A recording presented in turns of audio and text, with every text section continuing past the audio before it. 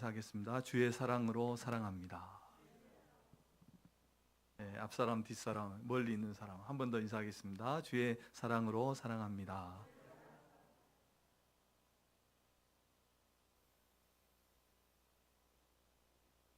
오늘 말씀 중심에서 예수를 따르니라 라는 제목으로 함께 우리가 말씀을 받겠습니다. 몇 번 소개한 적이 있지만 사형리 대학생 선교회에서 나온 그 사형리 전도책에 보면 맨 앞부분에 이런 말씀이 있습니다. 하나님은 당신을 사랑하시며 당신을 향한 놀라운 계획을 가지고 계십니다. 이렇게 이제 축복하는 그런 내용이 있는데, 그것을 우리가 개인에게, 우리 자신에게 적용해 본다면 이렇게 말할 수 있겠죠. 하나님은 나를 사랑하시고 나를 향한 놀라운 계획을 가지고 계십니다. 우리 한번 해보겠습니다. 자신에게 하나님은 나를 사랑하시며 나를 향한 놀라운 계획을 가지고 계십니다. 시작. 하나님은 나를 사랑하시며 나를 향한 놀라운 계획을 가지고 계십니다. 아멘. 이 시간 하나님은 우리 한 사람 한 사람을 만나 주시고 또 우리를 안아 주시고 우리에게 말씀해 주시고 또 우리를 하나님의 말씀으로 가장 선한 길로, 가장 복된 길로 우리를 인도하실 줄을 믿습니다. 하나님의 은혜가 충만한 시간 되시기를 바랍니다.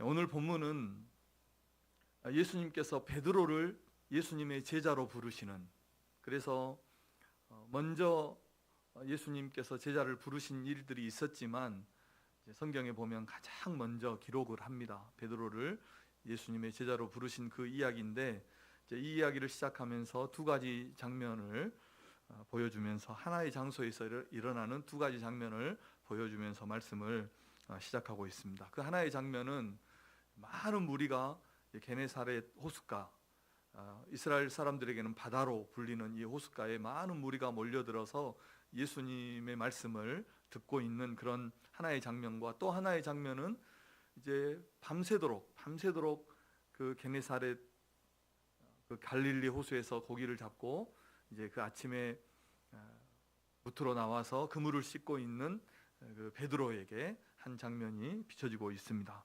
그래서 우리가 이 시점이 그들이 밤새도록 수고하고 나온 그 아침이라는 것을 우리가 알 수 있습니다.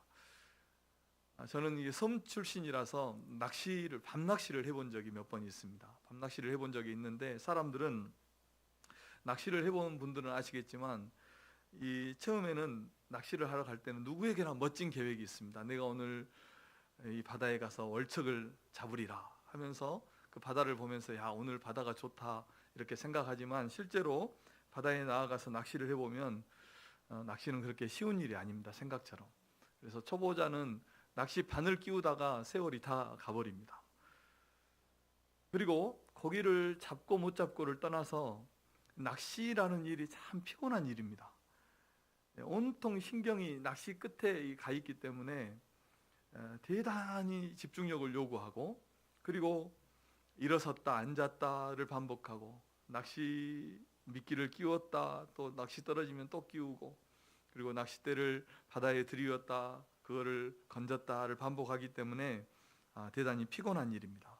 그래서 집중하고 낚시할 때는 피곤한지 모르지만 낚시가 다 끝나고 나면 대단히 피곤합니다. 더군다나 오늘 이 베드로는 생업을 위해서 일한 겁니다.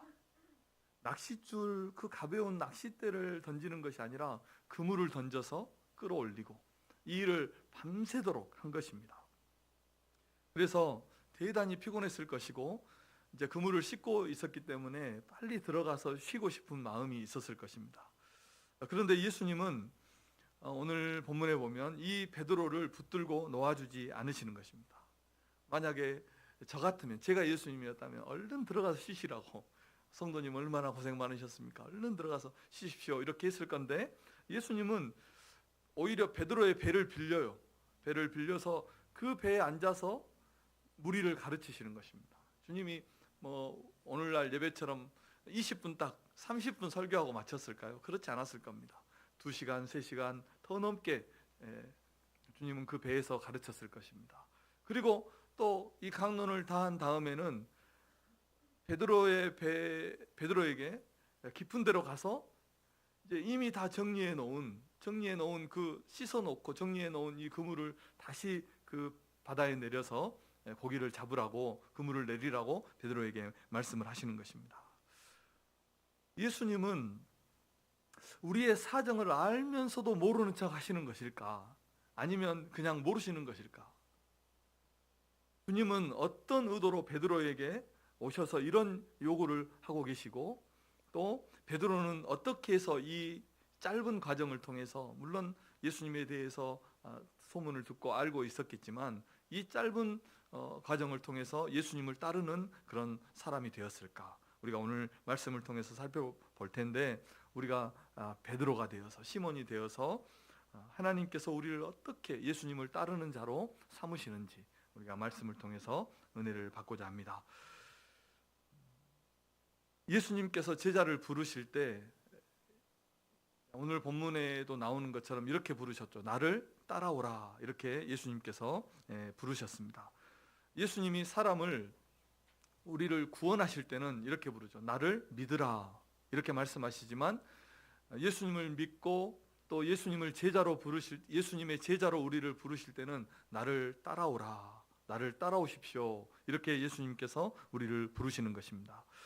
그리고 나를 따라오라 하는 것은 우리가 예수님의 그 길을 따라가는 것이고, 또 예수님의 사명을 감당하는 것이고, 예수님처럼 말하고 예수님처럼 생각하고 예수님처럼 살아가는 것을 예수님을 따르는 것이다, 이렇게 말할 수 있는 것입니다. 예수님은 그 예수님을 믿고 그 예수님 구원받은 모든 성도에게 이렇게 요구하십니다. 나를 따라오십시오, 이렇게 주님은 요구하십니다. 우리 모든 성도들에게 나를 따라오라, 이렇게 말씀하시는 것입니다.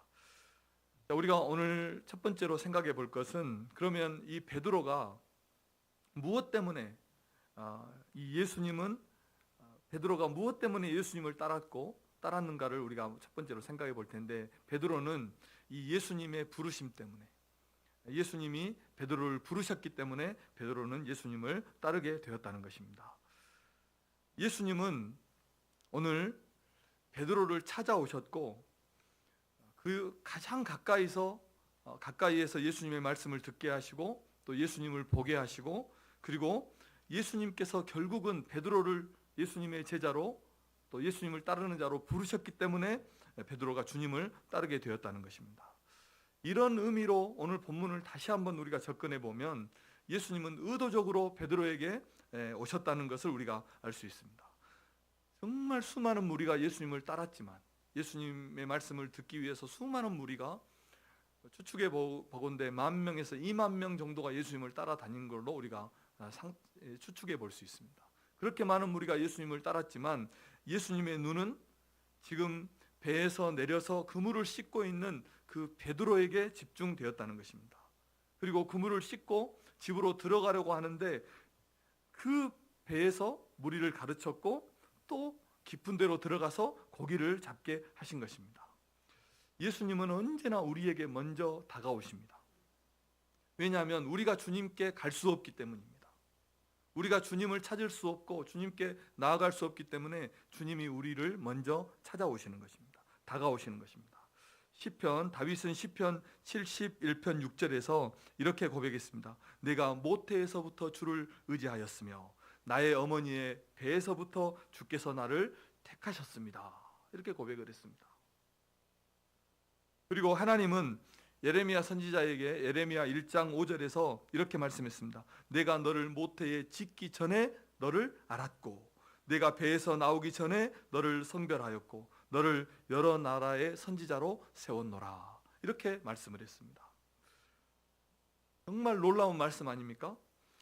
모태에 짓기 전에 내가 너를 알았고, 하나님이 지금 우리에게 말씀합니다.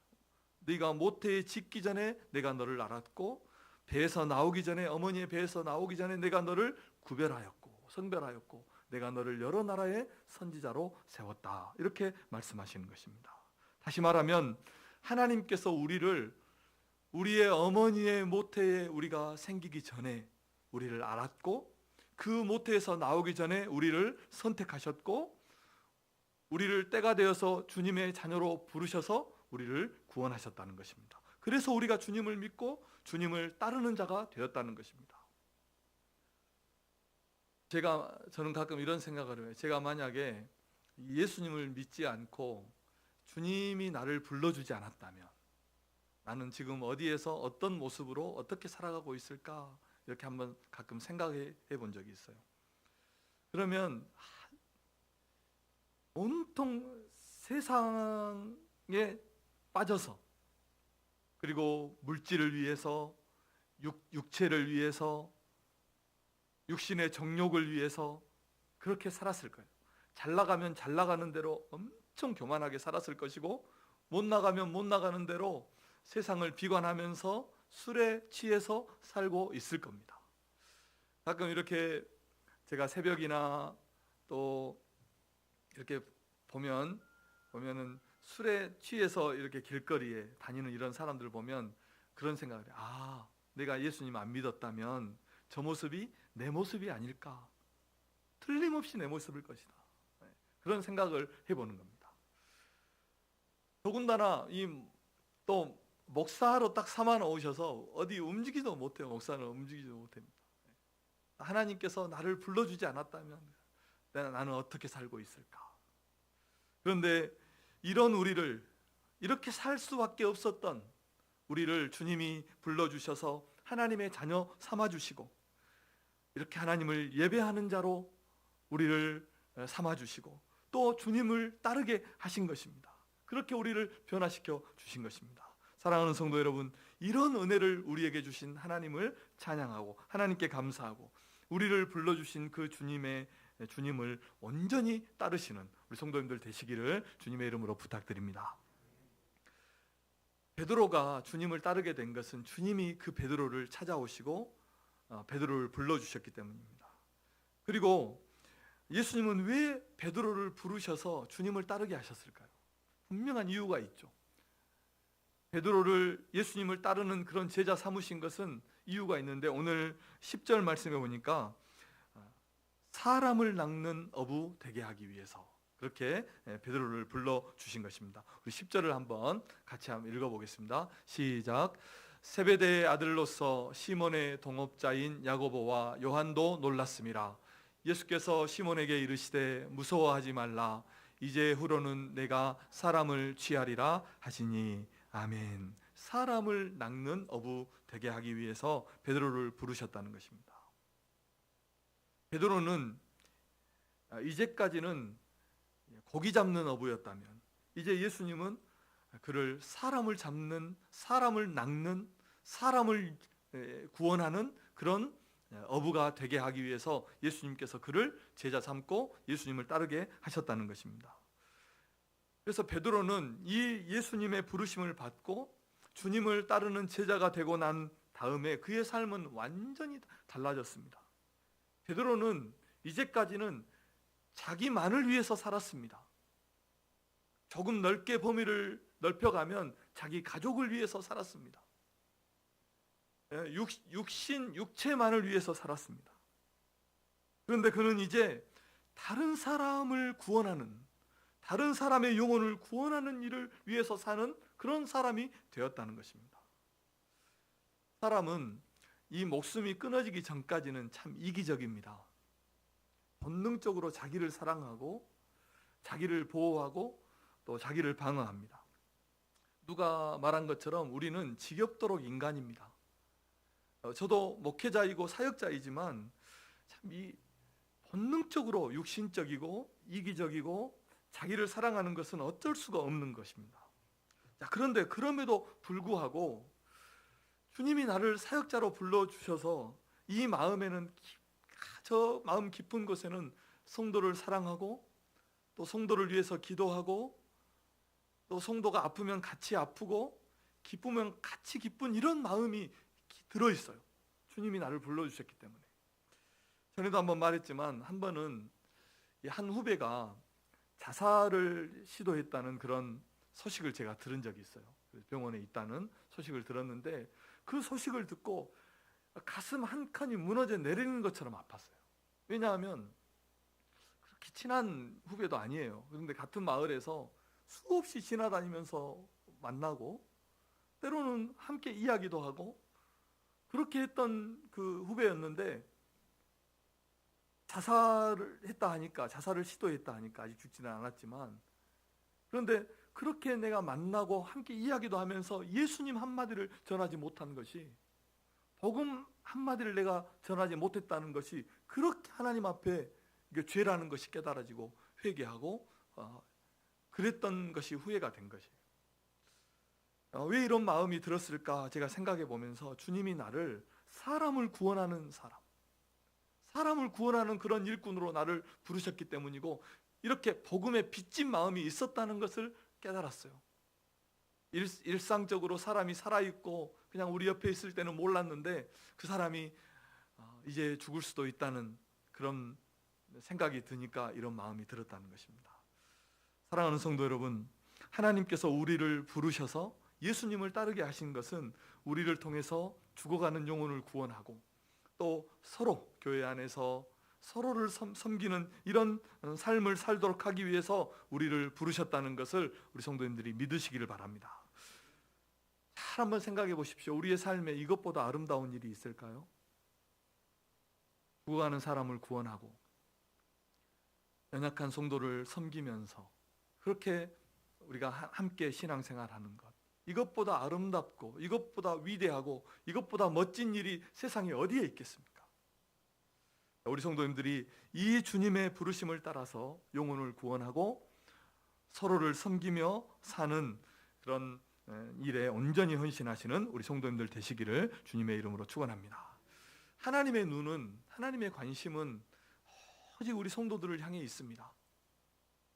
마치 부모가 그 자녀에게만 눈이 고정되어 있는 것처럼 하나님은 우리 성도들에게 그 눈이 고정되어 있습니다. 우리에게 먼저 다가오시고 또 우리 곁에 항상 함께 계시는 것입니다. 우리를 지켜주시고 우리를 도와주십니다. 우리에게 자신을 나타내 주시고 우리의 입술로, 우리의 마음으로 주님을 주님이라고 고백할 수 있도록 하시는 것입니다. 그리고 이 하나님은 우리를 향해서 큰 비전을 가지고 계시다는 것을 우리가 꼭 기억해야 됩니다. 하나님은 우리가 상상하지 못하는 비전을 우리에게 가지고 계시는 것입니다. 우리에게 꿈을 꾸고 계시는 것입니다.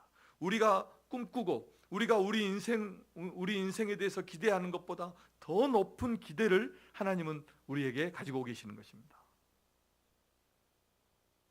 세상에 우리가 삶을 살아가지만 이 삶에 지치고 한숨 쉬고 땅만 내려다보고 땅의 것만 바라보는 이런 넝마주의 같은 인생이었지만, 그런 인생이 하늘을 바라보고 하늘을 꿈꾸는 그런 인생이 되도록 하신 거예요. 사라질 것을 위해서 살지 않고 사라지지 않는 영원한 것을 위해서 살도록 하나님은 우리를 불러주시고 우리에게 그런 귀한 비전을 가지고 계신다는 것입니다. 그리고 이 하나님의 꿈을 이루는 그날까지 하나님께서 우리를 결코 버리지 않고, 우리의 믿음이 약해지면 우리의 믿음을 붙들어 주시고 또 우리 주변에 믿음의 사람들을 주셔서 함께 이 믿음의 길을 걸어갈 수 있도록 해주시고, 때로는 우리가 잘못해서 우리를 징계하실 수도 있지만 긍휼과 은혜가 풍성한 하나님이 우리를 먼저 안아주시고 용서해 주시고 다시 우리에게 기회를 주시는 것입니다. 성경이 약속한 대로 결코 너희를 버리지도 않고 떠나지도 않고 너희를 도와주고 지켜주시는 것입니다. 우리를 부르신 그 하나님의 뜻을 다 이루기까지 우리와 함께 하시고 우리를 도우시고 우리를 사용하여 주시는 것입니다. 그래서 우리가 할 일은 오직 주님만을 따라가면 되는 것입니다. 우리를 향해서 이렇게 완전한 사랑과 완전한 비전과 완전한 계획을 가지고 계신 이 하나님을 찬양하시고 그 부르심을 따라서 온전히 주님을 따라가는 우리 성도님들 되시기를 주님의 이름으로 축복합니다. 이렇게 베드로를 부르시고 주님을 따르게 하셨는데, 그럼 베드로는 어떻게 주님을 따랐을까? 오늘 11절은 이렇게 말씀합니다. 모든 것을 버려두고 예수를 따르니라, 이렇게 말씀하고 있습니다. 모든 것을 버려두고 주님을 따랐습니다. 베드로는 모든 것을 버려두고 주님을 따랐다는 것은 우리의 삶을 다 내팽개쳐 버리고 아주 주님의 일만 하라는 그런 뜻이 아닙니다. 주님은 하나님의 일과 우리의 일도 구별하지 않습니다. 어떤 일은 거룩하고 어떤 우리가 하는 세상에서 하는 일은 덜 거룩하다 이렇게 말씀하시지도 않습니다. 그럼에도 불구하고 모든 것을 버려두고 주님을 따랐다는 것은 이제 베드로의 1순위가, 베드로가 사는 그 삶의 목표는 주님이고 주님을 따르는 것이었다는 그런 충분한 의미를 우리에게 교훈해 주고 있는 것입니다. 아마 처음에 예수님께서 베드로에게 오셔서 베드로의 배를 빌려서 그 배에 앉아서 예수님께서 무리를 가르치실 때는 베드로가 조금 못마땅했겠죠. 밤이 새도록 고기를 잡고 지금 빈손으로, 그것도 고기 한 마리도 잡지 못하고 빈손으로 나와서 이 그물을 싣고 이제 들어가려고 하는데 그 배에서 예수님이 시간 가는 줄도 모르고 가르치시니까 얼마나 못마땅했겠습니까? 기꺼이 순종했다기보다는 아마 마지못해 순종했을 겁니다. 베드로도 뭐 이스라엘 사람이고 예수님은 랍비고 선지자로 알았기 때문에, 그리고 말씀을 다 끝내고 나서 깊은 데로 가서 그물을 내려 고기를 잡으라 했을 때는 아마 자존심이 좀 상했을 수도 있지 않았을까요? 기꺼이 가서 순종했을까요? 주님의 말씀이니까. 그렇지 않았을까? 자존심이 상했을 수도 있고 이런 마음이 있었습니다. 어이가 없었을 수도 있었습니다. 그래서 베드로가 한마디 하죠. 선생님, 그때는 선생님이라 불렀어요. 랍비여, 선생님, 우리가 거기서 우리는 뭡니까? 이 갈릴리 호수에서 자고 낳고 자랐던 우리, 이 갈릴리 호수에서 잔뼈가 굵은 우리 어부들이 있네요. 우리가 밤이 새도록 수고하였지만 한 마리도 잡지 못했습니다. 그런데 주님이, 선생님이 말씀하시니까 우리가 한 번 정도는 그물을 던져보겠습니다. 이런 마음으로 나갔지 않겠습니까, 베드로가? 그런데 그렇게 나가서 깊은 데로 가서 그물을 던졌는데 그물을 올려보니까 그물이 찢어지도록 고기가 잡힌 겁니다. 옆에 동무들에게 손짓해서 다른 배에 있는 동무들을 불러서 그 그물을 올려보니까 고기가 두 배에 가득하게 배가 잠기도록 고기가 잡힌 것입니다. 이 일을 통해서 베드로는 자기를 깨달았습니다. 이 선생님을, 예수님을 불신하고 속으로 그를 업신여겼던 자기를 발견하고 자기가 죄인이라는 것을 주님 앞에 엎드려서 고백합니다. 그리고 또 한 가지 귀한 발견이 있었는데, 자기 앞에 서 있는 이 주님이, 이 선생님이라 불렀던 이 선생님이 주님이고 그리스도이고 메시아인 것을 베드로가 발견하게 된 것입니다. 그리고 나서 어떻게 했습니까? 모든 것을 버려두고 이 주님을 따른 것입니다. 자기의 인생의 전부로 알았던 배, 그물, 자기의 소중한 이 모든 것을 다 버려두고 주님을 따른 것입니다. 우리 인생도 잘 한번 생각해 보시면 이런 과정이지 않습니까? 주님이 우리를 부르셔서 주님을 따르게 하는 것은 바로 이 과정입니다. 그래서 베드로는 더 이상 고기를 잡기 위해서 살지 않았습니다. 먹기 위해서 일하지 않았습니다. 베드로는 주님을 따르기 위해서 살았습니다. 세상이 완전히 바뀐 겁니다. 순서가 완전히 달라졌습니다. 뒤집어진 것입니다. 주님을 따르는 일이 가장 우선했고 그에게 가장 가치 있는 일이 된 것입니다. 우리가 세상을 살지만 우리에게는 모두 다 우선순위가 있죠. 1순위가 있습니다. 0순위가 있고 1순위가 있습니다. 그것을 우리는 정해놓지 않고 살지만, 정하지 않고 살지만 그 우선순위에 의해서 어떤 일을 결정하고 또 그것을 따라서 우리는 삶을 살아가는 것입니다. 어떤 사람에게는 이 아내가 1순위예요. 아내가 1순위. 제가 아침에 집사람이 이제 내려가서 설교할 때는 집에서 제가 일부 설교를 해요. 설교하면서 나는 당신이 1순위네. 그러니까 살짝 코웃음을 치더라고요. 요즘은 아내가 1순위인 사람이 참 많죠. 톰 소요의 모험을 쓴 그 마크 트웨인이라는 분이 있는데, 이분이 이제 애처가로 아주 잘 알려진 사람입니다. 정말 아내를 사랑한 사람인데 여행 중에 만난 친구가 있었는데 그 친구 집에 갔는데 그 친구의 여동생이 올리비아라는 여동생이 너무너무 예쁜 거예요. 첫눈에 반했어요. 그래서 그 다음날 이제 떠나야 되는데 떠나기 싫어서 마차에서 일부러 떨어져서 2주일을 거기에 머물고 구애를 합니다. 그리고 프로포즈를 17번 만에 결혼 허락을 받고 이제 결혼을 합니다. 이 올리비아. 나중에 이제 마크 트웨인이 그렇게 고백해요. 나는 올리비아를 처음 보았을 때부터 지금까지 단 한순간도 그녀를 생각하지 않은 적이 없습니다. 이렇게 고백할 정도로 그 아내를 사랑하고, 그런데 이제 결혼 생활 하다가 아내가 이 얼음에서 미끄러져서 이 발을 좀 다쳐서 일평생 좀 불편하게 이렇게 지냈다고 합니다. 일평생 불편하게 지내서 침대에 누워 있는 시간도 많고 그렇게 보냈는데, 그 침대에 누워서 잠을 이렇게 자고 있는데 하루는 이 마크 트웨인이 그런 적도 있었대요. 자기 정원의 그 나무들에 이런 글을 썼대요. 새들아 울지 말아라, 아내가 자고 있으니까. 이런 글을 써서 붙일 정도로 그 아내에 대한 사랑이 정말 깊었다고 합니다.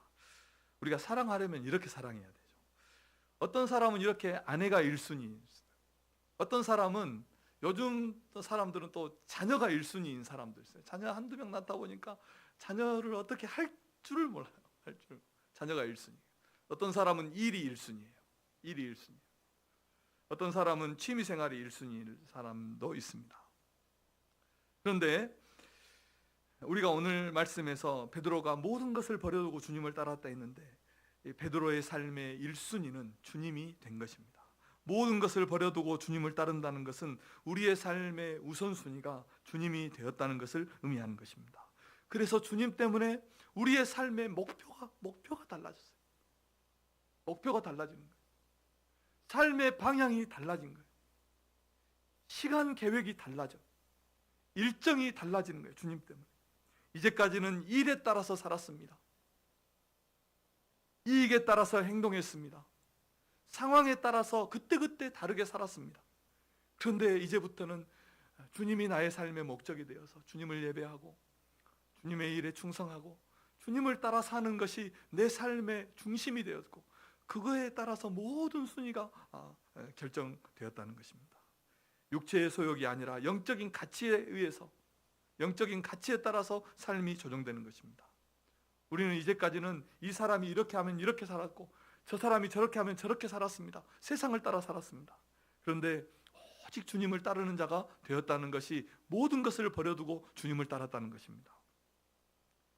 이전에는 전혀 내 일이 아니었는데 이제는 그 무엇보다 소중한 일이 되어서 그 주님의 일에 시간과 정성과 자신의 목숨까지 드리는 그런 삶을 살아가는, 이전까지는 내 눈에 전혀 들어오지 않던 사람이 이제 내 눈에 들어오는 것입니다.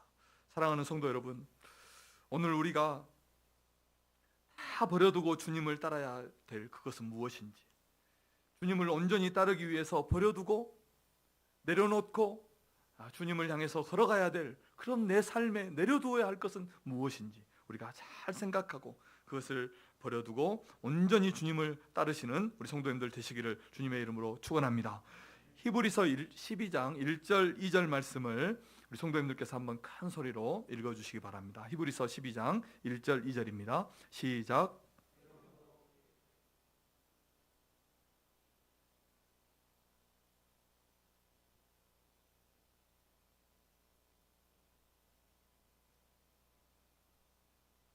믿음의 주요 또 온전하게 하시는 이인 예수를 바라보자. 그는 그 앞에 있는 기쁨을 위하여 십자가를 참으사 부끄러움을 개의치 아니하시더니 하나님 보좌 우편에 앉으셨느니라. 아멘. 사랑하는 성도 여러분, 베드로가 모든 것을 버려두고 주님을 따른 것처럼 우리 성도님들도 이렇게 주님을 따라가시는 성도님들 되시기를 주님의 이름으로 축원합니다. 말씀의 결론을 맺겠습니다. 예수님은 베드로를 부르셔서 예수님을 따르게 하셨고 또 주님을 통해서 배우게 하시고 또 훈련받게 하셔서 그를 사람을 낚는 어부가 되게 하셨습니다. 그래서 베드로는 갈릴리 그 어둠의 지역에서 나서 일평생 고기 잡고 자기만을 위해서 그렇게 살아갔던, 가족을 위해서 살아갔던 그런 사람이었지만 예수님의 수제자가 되어서 가장 앞에서 주님을 따르는 사람이 되었고 영혼을 구원하는 일에 쓰임 받았고, 그래서 하나님 나라의 24장로의 반열에 들어가고 영원한 영광과 축복의 사람이 된 것입니다. 우리 성도님들도 예수님을 온전히 따라서 이런 축복의 사람들이 되시기를 주님의 이름으로 축복합니다. 오늘 우리가 모든 것을 버려두고 주님을 따르라 이렇게 말씀했는데, 모든 것은 좀 어렵다 할지라도 한 가지는 우리가 결단해 있으면 좋겠습니다. 이 예수님을 따르는 삶에서 이 가을 기간 동안에, 가을 전도 축제 기간 동안에 우리가 한 영혼을 품고, 우리가 전도할 그 한 영혼을 품고 기도하고 전도하는 그런 이 가을이 되었으면 좋겠습니다. 이것은 구원받은 성도의 마땅한 사명이고 의무이고 책임입니다. 사람이, 요즘 같은 세상에 사람이 사람과 관계를 맺는 것 참 어려운 일입니다. 더군다나 그 영혼을 섬기고 전도하는 것은 결코 쉬운 일이 아닙니다. 그래서 많은 사람들은 이런 복잡한 관계를, 얽히는 관계를 싫어하고 또 이런 관계를 회피하려고 합니다. 그런데 교회를 보더라도 세상을 보더라도 결국에는 그럼에도 불구하고 사람이 해답인 것입니다. 사람이 답입니다. 세계의 경제를 보십시오. 이스라엘이 저렇게 적은 사람들로 미국 경제를, 다시 말하면 세계 경제를 흔드는 것은 사람 때문입니다. 중국이 저렇게 급부상해서 미국을 대항하는 그런 나라가 된 것은 결국은 사람의 힘입니다. 많고 적음을 떠나서 결국은 사람이 답입니다. 사람이 중심에 있는 것입니다. 그래서 우리는 사람에게 사실 상처도 받지만 사람 때문에 기쁨도 누리는 것입니다. 사람과의 관계는 어렵지만 그 관계가 좋으면 사람 때문에 행복한 것은 그 무엇과도 바꿀 수 없는 것입니다. 또한 세상에서 생명을 구해내는 일보다 더 귀한 일은, 더 가치 있는 일은 없는 것입니다. 우리가 영혼을 구원하는 이 일에 주님 앞에 순종하고 한 영혼을 구원하는 것이 우리가 이 앞에 걸어놓은 슬로건처럼 세상을 구원하는 일이라는 것을 우리가 꼭 기억하고 이 가을에 한 영혼을 우리의 가슴에 품고 그 한 영혼을 위해서 기도하고 한 영혼을 주님께 인도하는, 구원하는 그런 우리 성도님들이 되시기를 바랍니다. 주님은 우리를 이렇게 가장 복된 일, 가장 가치 있는 일을 위해서 우리를 부르셨고 주님을 따르게 하셨다는 것을 꼭 기억하고 이 주님을 따르는 복된 일을 우리 성도님들이 함께 이루시고 함께 걸어가시는 성도님들 되시기를 주님의 이름으로 축원합니다. 기도하겠습니다. 하나님 아버지, 은혜를 감사합니다. 오늘 베드로를 부르셔서 이 세상에 그 무엇보다 가치 있는 일을 위해서 그를 사용하셨고 그를 축복하셨다는 것을 우리가 꼭 기억하고, 하나님, 우리도 베드로처럼 온전히 주님을 따라서 주님이 우리를 불러주신 그 부름의 목적을 다 이루어드리는 그런 우리 모든 성도들 되게 하여 주시옵소서. 하나님이 가을에 우리에게 큰 비전을 주셔서 우리의 가족과 우리의 친구와 우리의 이웃 중에서 한 영혼을 품고 기도하게 하시고 전도하게 하셔서 그 한 영혼을 꼭 구원해내는 이런 가을이 되게 하시고, 주님의 마음을 품고 전도하여서 주님의 마음을 알고 우리를 구원하신 그 주님의 뜻을 더 깊이 이해하고 주님의 사랑을 깨닫는 그런 귀한 시간들이 되게 하여 주시옵소서. 하나님, 우리를 불러주신 그 하나님의 높고 거룩하신 뜻을 분명히 깨달아 알아서 그 하나님의 뜻을 온전히 이루어드리는 우리 모든 성도들 되게 하여 주옵소서. 감사드리며 예수님의 이름으로 기도합니다. 아멘. 다 같이 우리 결단 찬송